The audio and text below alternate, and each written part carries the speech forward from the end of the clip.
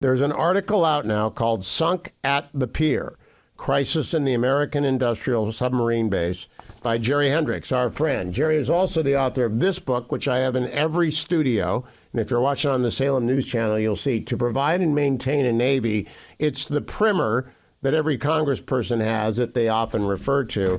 But this new article focuses on submarines, and I'm happy to welcome back Captain Jerry Hendrix, who is an aviator, not a submariner, so we can correct for that bias, right, Jerry? You're not a submariner. You're not just writing out a bias for your side of the service.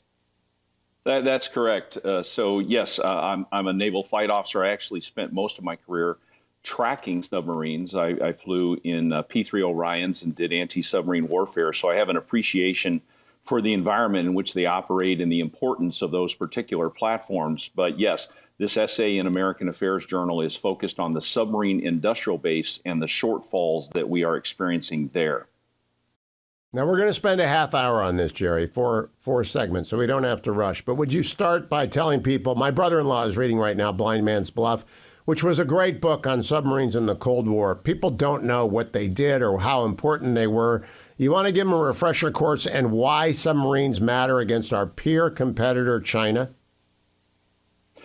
Yes. So during the Cold War, there was a great, almost a hot war competition between the Soviet Navy and the United States Navy. And a lot of this occurred under the water. We came out at the beginning of the Cold War and invented the first nuclear-powered submarine, the USS Nautilus. The Soviet Union quickly understood the importance of that technological leap, a submarine that could submerge and never have to surface, never have to recharge batteries, never have to make or gather more air or make water, et cetera. And so they quickly invested in nuclear-powered submarines and came up with the classes of their own. But we always remained at least one technological leap ahead of them across the Cold War. We actually created 6 different classes of fast attack submarines, each one of them increasingly more lethal, more quiet, more dominant. And what we would do, because very quickly all of us understood that you needed an assured second strike capacity in a nuclear competition, that if they launched ICBMs at us, or for that matter, if they sent their bombers against us, that we would always have something waiting that would be able to do a devastating second strike. And we lodged that in our submarine force. We created 41 ballistic missile submarines, and the Soviet Union followed suit and created an entire class of ballistic missile submarines that would essentially lay below the water and wait for a launch order. But we then sent our fast attack submarines, the hunter killers of the submarine fleet, and we put them in trail of those Soviet ballistic missile submarines in such a domineering fashion that the Soviets understood that, in fact, that aspect of their nuclear triad was extremely vulnerable. And so we kept the pressure on them. They kept trying to spend in order to keep up with us technologically, improving the lethality and the quietness of their boats, but they were never able to catch up. And during the Reagan administration, the submarine force actually was a big part about why the Soviet Union sort of spent itself into oblivion, trying to catch up with our advanced technology, whether it was Star Wars with SDI, Strategic Defense Initiative, or in this case, the most advanced lethal submarines in the world.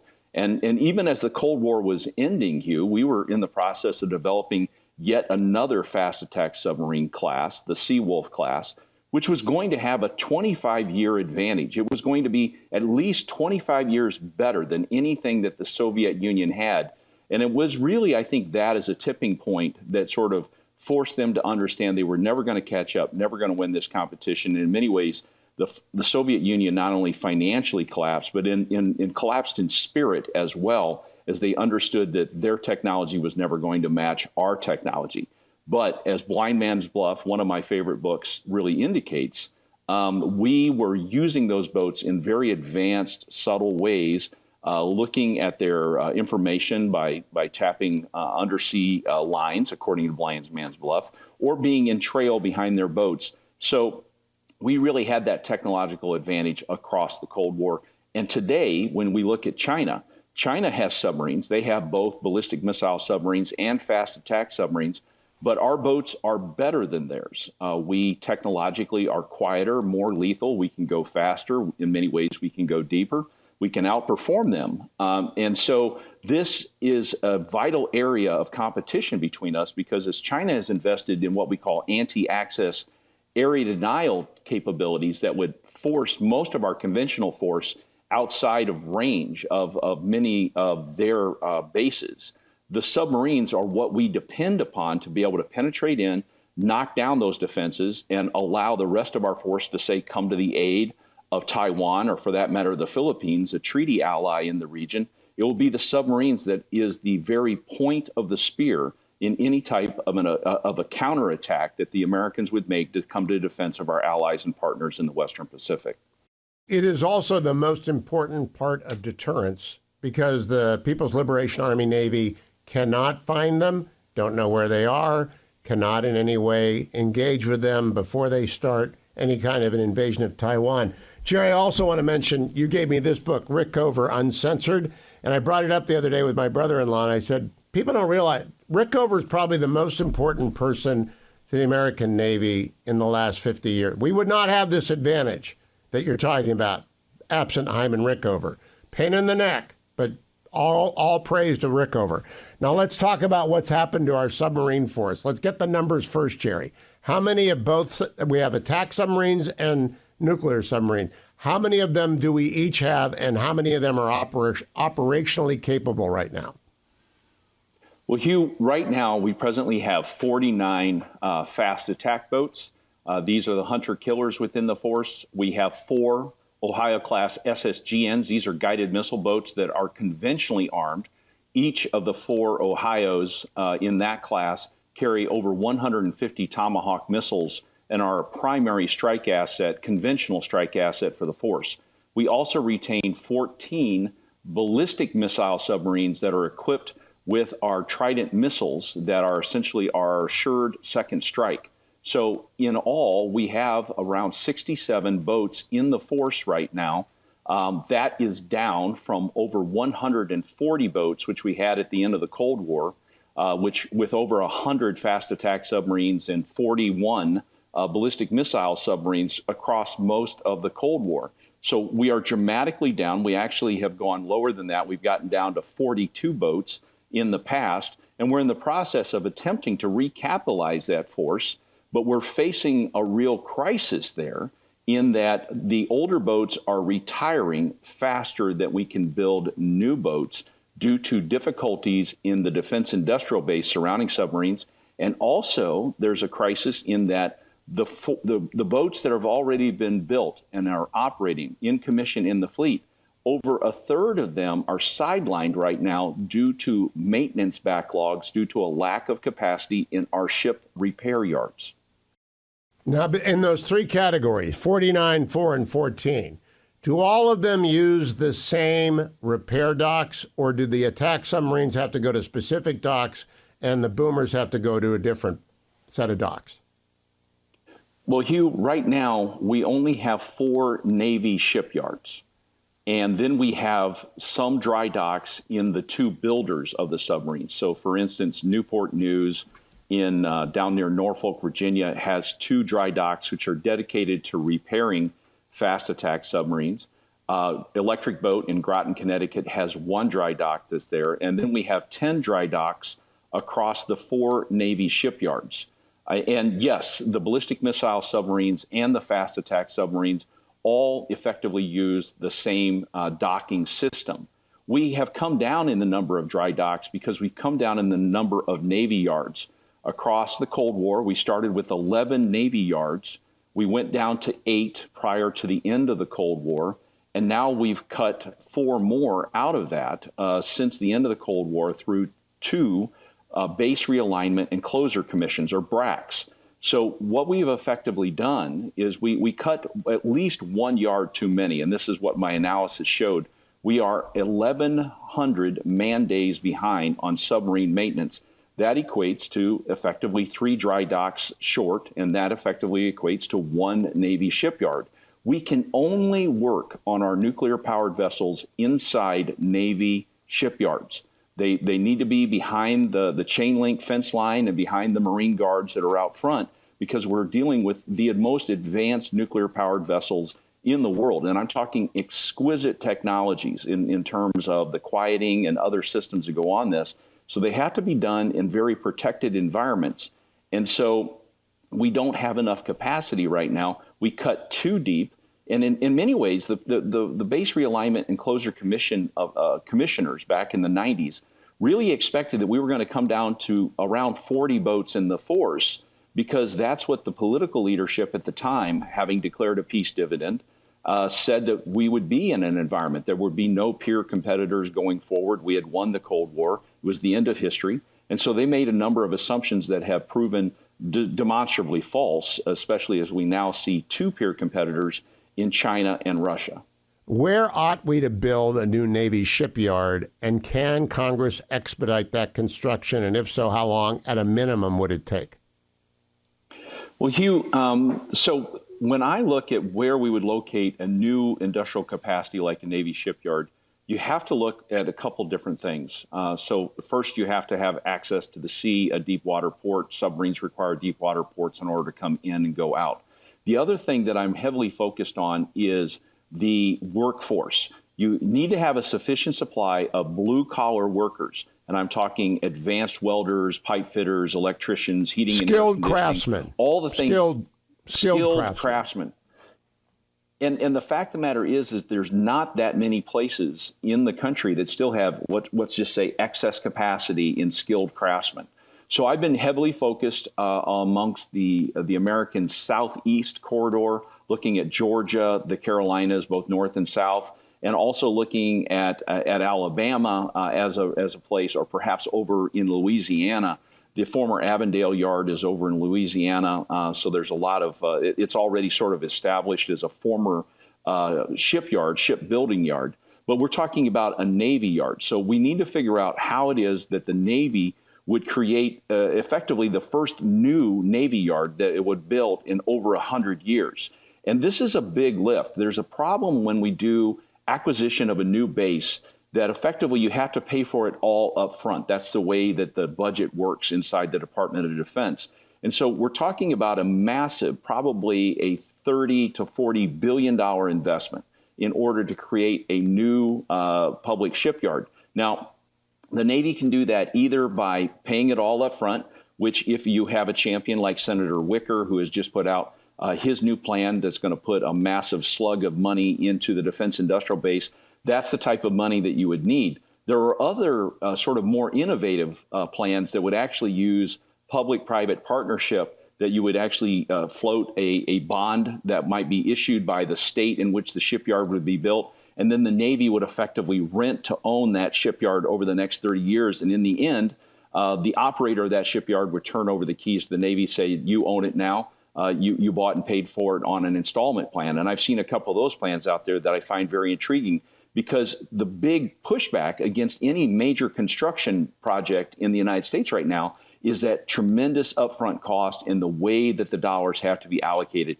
We have to find a way around that. And I think that there's some innovative ways by using some of the larger banking firms and working with the local states and governments to bring out about a bond issue. But if we're concerned with speed, Jerry, then we want the big appropriations in a SHIPS Act that you've suggested, not a CHIPS Act, but a SHIPS Act. And to get that through, you've got to put money everywhere. But you're talking Mississippi, Louisiana as your first choice for the big new shipyard? So actually, I think my first choice would be South Carolina. I've looked at a couple locations there. Louisiana as a second choice. There's a spot in Georgia that looks appropriate as well. I don't want to say too much, because obviously then that sends real estate people going nuts. But I've been doing sort of a deep dive into proper locations that have the sourcing of workforce, as well as excess electrical grid, good power generation, as well as fresh water supplies, and then a local vocational technical school training program that can continue to produce the type of workers that we need in numbers going forward. Captain Hendrix, why doesn't the Navy have their own trade school for high school graduates, where they bring people in, teach them how to repair submarines, and make them sign a 10-year contract? which guarantees that employment, but also gets them the skill sets they need. It's the most obvious thing in the world. Why don't they have that?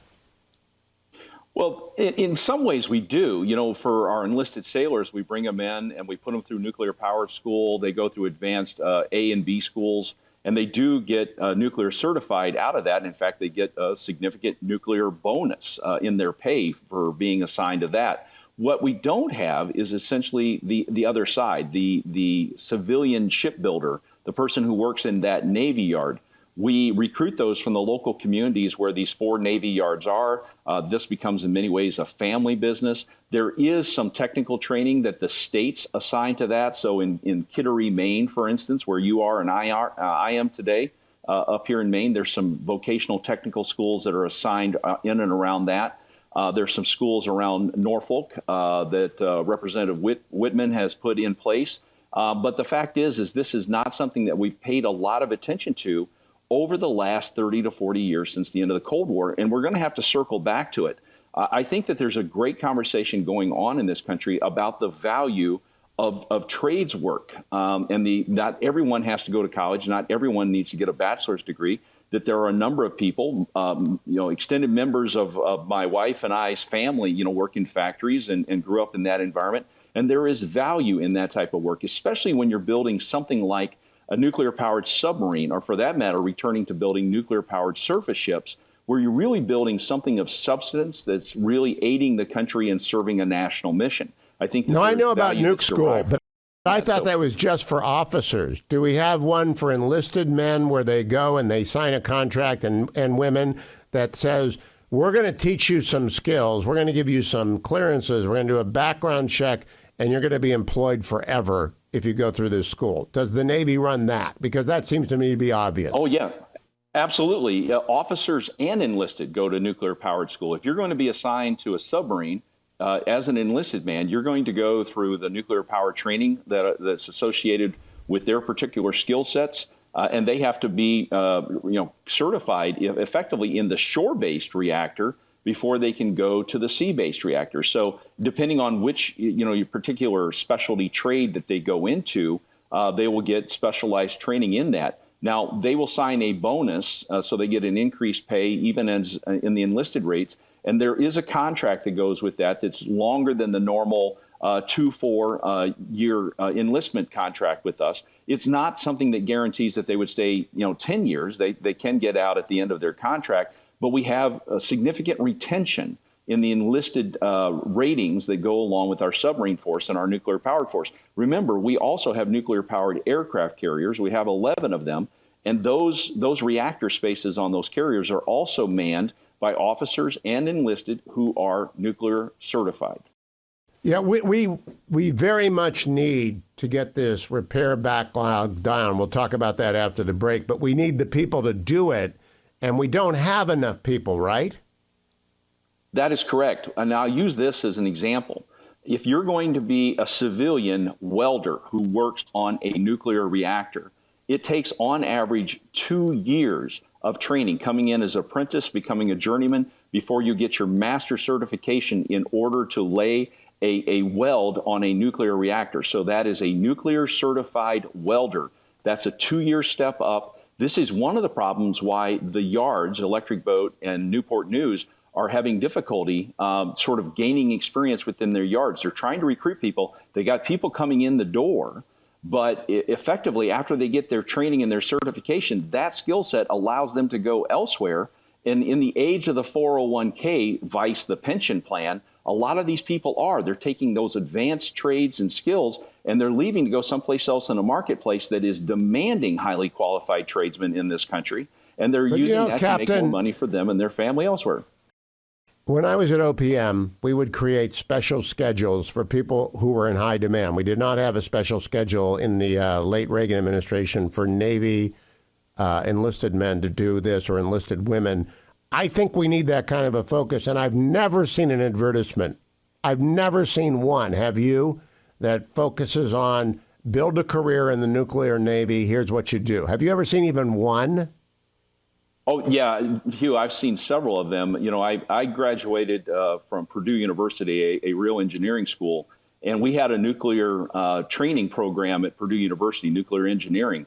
And there was all kinds of posters around about creating a career in the Navy, both civilian or in the military force, about working around these reactors. And it's a primary supplier, actually, to nuclear reactor sites around the country that do civilian power construction or production, or for the military. And remember, the Navy has the safest nuclear power program in the world in history. And so we take it very seriously. Obviously, you've got Claude Baraby's book on Rickover, and there's a reason why we have that culture. So, Jerry, I've read all of Sunk at the Pier. We're going to put the article link in the show notes today on the podcast. I'll play this. We have 10 more minutes.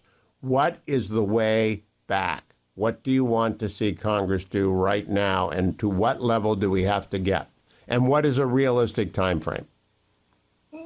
So, and again, I put in the essay there. I think it's going to take us 10 years to get back. And by the way, that's an accelerated. That's not a long case. That is, in fact, the shortest case, I think. It's taken us 30 to 40 years to get into the place that we are, and so it's going to take us some time to get back. And yes, it would take both administration, executive branch, and legislative branch action to do this. So the first thing here is sort of getting at the defense industrial base. I think that Senator Wicker's new initiative that he just released yesterday is a good start. A $55 billion shot in the arm, as it were, to try and make some major investments with the shipbuilders, Electric Boat and Newport News, to try and get above 2 submarines per year. They're having some real problems there after COVID. The average experience in their workforce was reduced by 2/3. They went from having an average workforce experience above 15 years to having a workforce experience around 4 to 5 years right now, because so much of their very senior experienced technicians and tradesmen left at that point in time, took those early retirements. So we're going to need to make some investments in the shipbuilders. But the other side, and this is the point, one of the reasons why I wanted to write this, was the fact that the ship repair equation is also tremendously out of whack. And so the Congress can have a role in either demanding or authorizing that we have to create that additional 5th Navy shipyard so we can relieve the burden upon the ship repair aspect of this.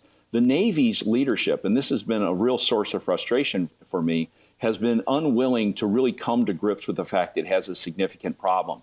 They think that there can be efficiencies found in the system. I had one admiral tell me that he was going to get at the pinch point where, that was really sort of slowing down submarine repair. And the pinch point is the fact we don't have enough capacity. We really need an additional 3 graving docks, repair docks for these submarines to be brought in, and we need the workforce to go with them. Neither one of those is easy to get. A graving dock is a major infrastructure investment to build a dock in which a nuclear-powered submarine can come in, that it can be, pumped dry, and the submarine can be suspended on its blocks, and we can start opening up access panels to get at voids and everything within that to be able to do a full depot-level maintenance on that boat. And so we need to make a significant investment, and then we need to invest in the workforce that goes with it. Hugh, so, Jerry, last question. If Donald Trump is persuaded that you're right, and if Donald Trump wins, and if he gets a memo every day on what the status of the rebuild of the submarine fleet is, and he puts it on the top of his priority list, and he focuses on it, and every day he gets a report from the CNO or the SecNav, how long would it take if it really had the momentum that presidential attention provides? Well, Hugh, it would take a minimum of 3 to 4 years to create an additional Navy yard. And so that would take just to be able to create it and build it. And then at the other end of that, you can start getting the people in there, and you can start working down that 1,100 man-day backlog. And so minimum on ship repair, you're looking at a minimum of 7 years in order to erase the deficit that we have right there. With regard to the shipbuilding industrial base, the other side of the equation, right now we're seeing that in 1 year we are able to go from 1.3 boats to about 1.43 boats on average by making multiple year-over-year investments. If we were able to execute the Wicker Plan and get to 5% of GDP, we could probably make that up within the next 8 years in order to get at 2 to 3 boats per year. One of the complications we're facing right now, Hugh, is we're building both Virginia-class fast attack boats, but also the Columbia class is in production right now. We have to recapitalize that ballistic missile aspect of our fleet. We are already over a year behind on the Columbias, which is a significant strategic gap facing our country. We need to have all of those boats out there on patrol, and we're facing a point where we'll have a shortfall in ballistic missile submarines.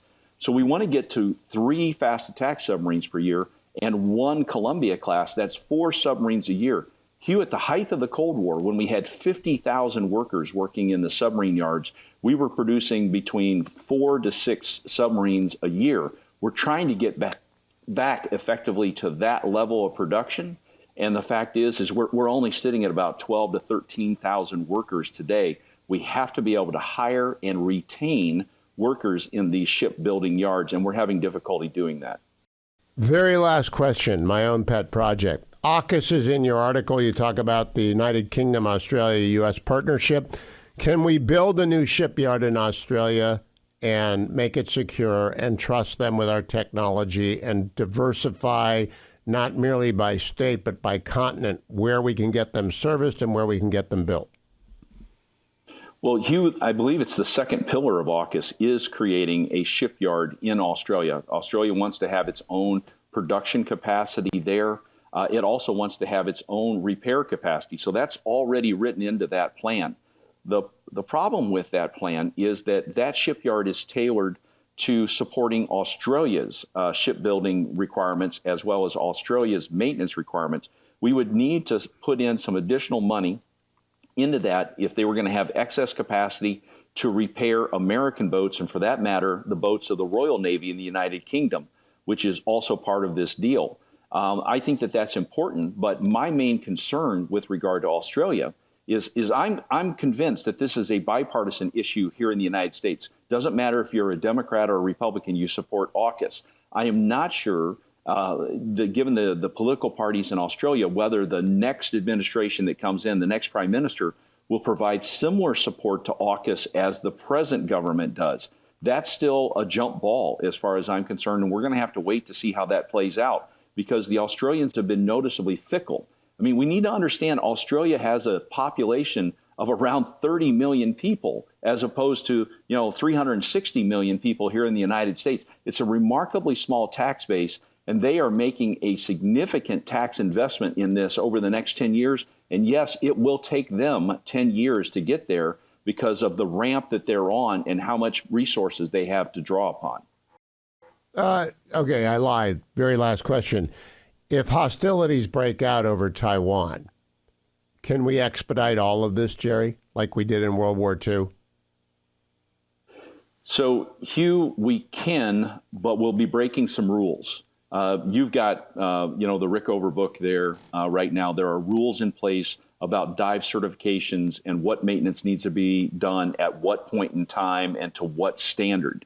I think that if we had to break glass and get some of these boats out and underway, we would do so at extreme risk at this point in time based upon how fast they go, the depths they operate. Hugh, one of the things that I've had some people come back and said, hey, let's just, refill those nuclear reactors, manufacture some more nuclear, uranium rods, put them into those reactors and turn around and give them back out. That's not the limiting factor on these boats. It's not just refueling their plants. Each submarine is made to have a certain number of submergences during dives during its lifetime. It goes down, it pressurizes, it goes to depth, and that hull weakens over time. We design them with excess tolerances on the number of dives they can have, but there is a certain point in time in which a boat has to be retired because of the number of dives that it makes. These midlife certifications, when we bring them in for maintenance and we give them their dive certifications, is that we go over those boats from stem to stern, making sure that everything is safe on that boat and that it can continue to perform at the depths and the speeds that it's designed to. If you don't do those midlife checks, the midlife maintenance, then you're placing those crews and those assets. And we're talking about $2 to $4 billion assets in terms of their cost to build. The Seawolves were built at $3.5 billion each, and the Virginias are coming out at around that cost right now, a little bit less than that. But that is a significant investment on the part of the United States, and so we try to be careful. But yes, can I cut some corners and get some things going? Probably, but it would be at extreme risk.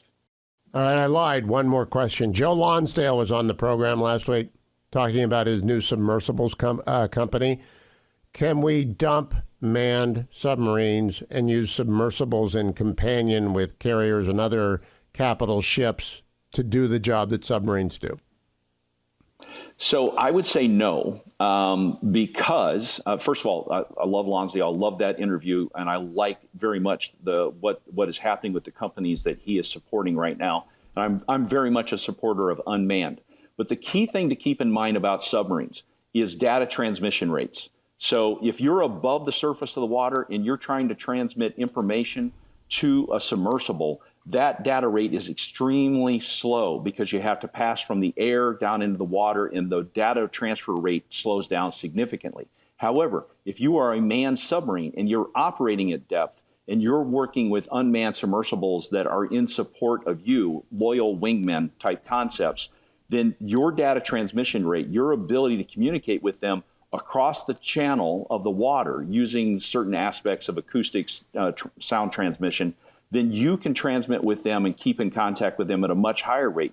So I'm much more in favor of the idea of doing manned-unmanned teaming, loyal wingman type things, where manned submarines are working in cooperation with unmanned platforms in the subsurface environment. And I will tell you, the South China Sea, the seas around Taiwan, very difficult waters to operate in, a lot of underwater obstacles, a lot of background noise from shipping as well as biologics, whale, shrimp, everything that's down there on the bottom. A very difficult place to do. So you really want to have that quarterback, that manned submarine operating that environment with your unmanned platforms. So there's no way to avoid it. We need submarines. We need a lot more submarines, and we need them in a hurry. Jerry, congratulations on a fabulous article. It's in American Affairs. You can find the link in the show notes on this podcast. And I appreciate your taking so much time on your vacation with me, Captain Jerry Hendrix. Always a pleasure. Thank you. It's a pleasure to be here, Hugh. Thanks for having me on.